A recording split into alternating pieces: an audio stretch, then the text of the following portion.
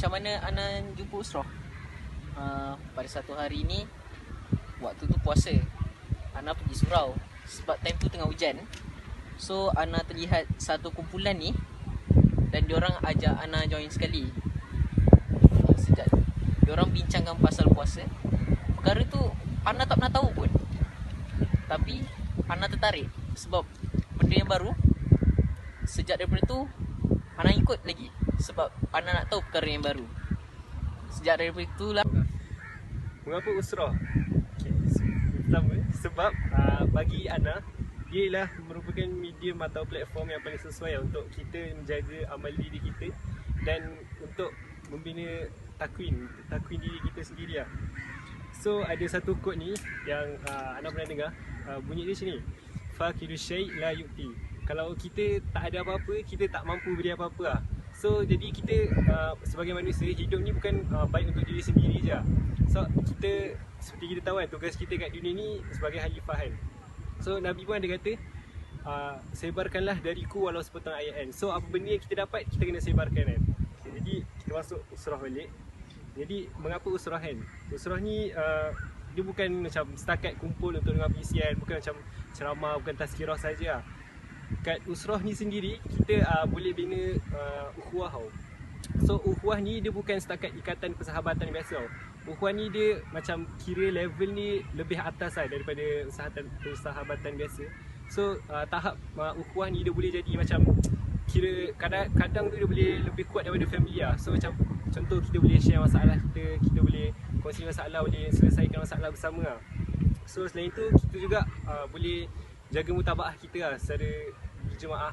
Macam kalau kita seorang kan, kita seorang kat rumah, kita tak baca Quran, kita tak contoh kita tak solat duha pun, orang tak kisah kan.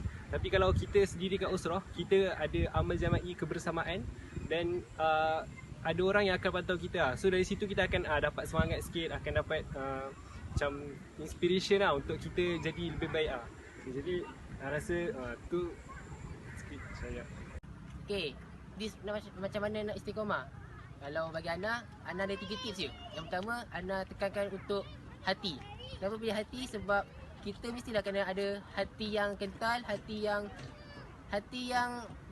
perasaan untuk kita buat benda tu. So apabila kita ingin istiqamah satu benda, kita kena ada hati yang merelakan segalanya. Okay, yang kedua, tips Ana yang kedua ialah kita haruslah ada pengorbanan. Memang kalau kita sebagai seorang pekerja, seorang student, memang kita akan sibuk dengan kita punya urusan, kita punya assignment, kita punya sekeliling, kita memang akan sibuk. Tapi kita haruslah mengorbankan masa kita untuk berusrah. Sebab walaupun masa kita diambil untuk, walaupun sesaat, benda tu bukannya sesuatu yang sia-sia, benda tu sesuatu yang bermanfaat. Dan yang terakhir sekali, tips Ana yang terakhir ialah kita haruslah melakukan tu dengan berulang kali. Maksudnya kita janganlah kadang-kadang buat, kadang-kadang tak buat. Kita kena sentiasa buat. Kita kena buat walaupun benda tu macam memenatkan ke apa, kita kena buat. Itu sekali tips Ana. Okay, terima kasih. Harapan Ana Usrah ni untuk diri Ana yang first, agar Ana jadi insan yang lebih baik selepas join Usrah dan bermanfaat untuk orang lain.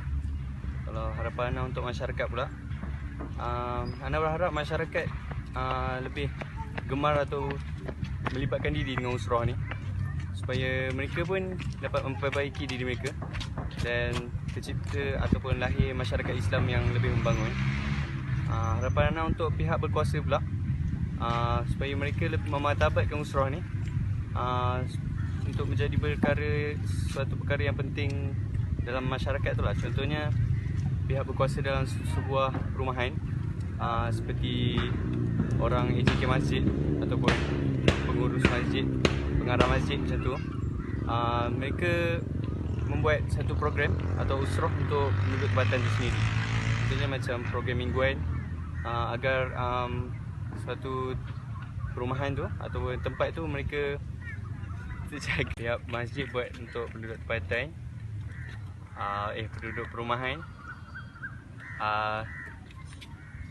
untuk menjadikan usrah tu sebagai suatu aktiviti yang berkala lah dan menjadi kebiasaan untuk masyarakat. Jadi untuk akhiri vlog ini, kita kita jangan anggap usrah ni benda yang susah, sebab dia membawa banyak manfaat untuk kita. Jadi Ana pegang satu kata-kata ni, jika lillah maka takkan lillah.